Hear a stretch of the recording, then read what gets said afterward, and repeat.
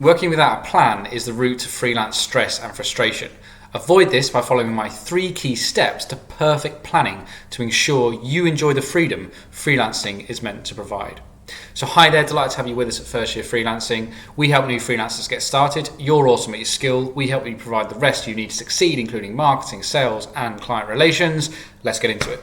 The first thing is the discovery call, as I call it.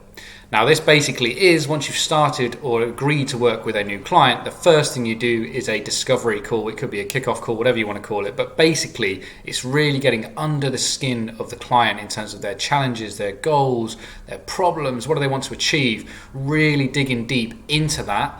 This allows you to establish the plan you need to make sure you can have a good working relationship with your client.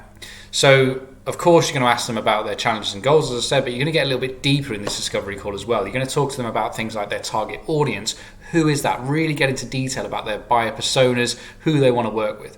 Then you're going to talk a little bit about previous activity. So whether it's marketing or depending on whatever service you're offering, what have they done before? Why hasn't it worked, and where do they want to get to now? And that's when you can do that gap analysis. What is it going to take to get from there to where they want to get to? And obviously this is where your service is going to come in, but you're establishing what they want and just pick up on little things they say. They might repeat a few things and you can really understand, because often it isn't as black and white as saying they want more revenue. Clients will have these little underlying goals. They might want to be out, win a competitor, or enter a new market, or test a new product or service. There could be many different things a client is looking to do that you're trying to help them to achieve. So listen, learn, and take notes. I often record those calls because it's easier to go back and watch them again. But by doing a really thorough discovery call at the start, you avoid having to go back and forth, constantly going on client comms, frustrating them because they're probably busy, frustrating yourself because you have to keep going back to them, so you're losing momentum when you're working through the plan. So the key to a great plan at the start is a really good discovery call where you gather all the information.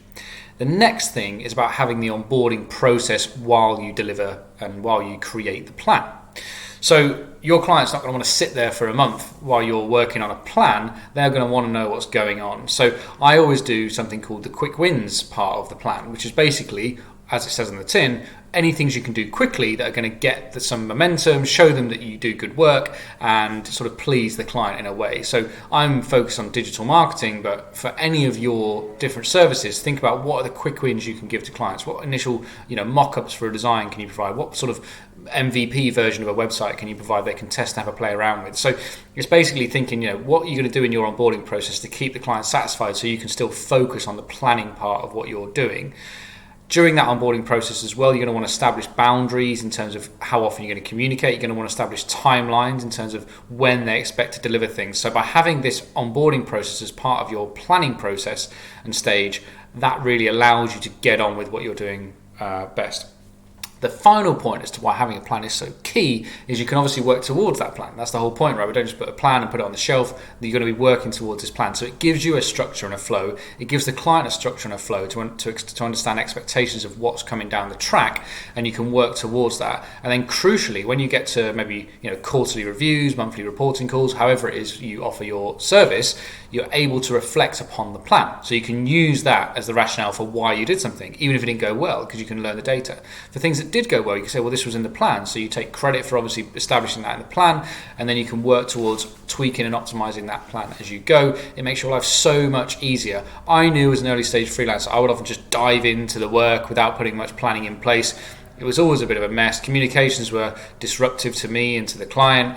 We didn't really know where we were going. Sometimes we'd have some success, but we didn't know why, so we couldn't replicate it. Sometimes we'd have problems, and again, we didn't know why they had happened and how we could fix it. By having this planning process in place, you can solve all of those problems, and there really is the key to freelance freedom, because if you have a plan, it's kind of that discipline is freedom quote that gets thrown around, but basically, if you have that plan, that gives you the freedom, because then you can plan everything else around that in terms of what you want to do with your time and how you operate as a freelancer, who you work with, what you charge. Without a plan, it makes all of those things extremely difficult. So I hope that's been useful as always. I'm going to link to my client relations playlist, because that ties into how you go and deliver this plan and set some of those boundaries I mentioned earlier. So do take a look at that if that's of interest.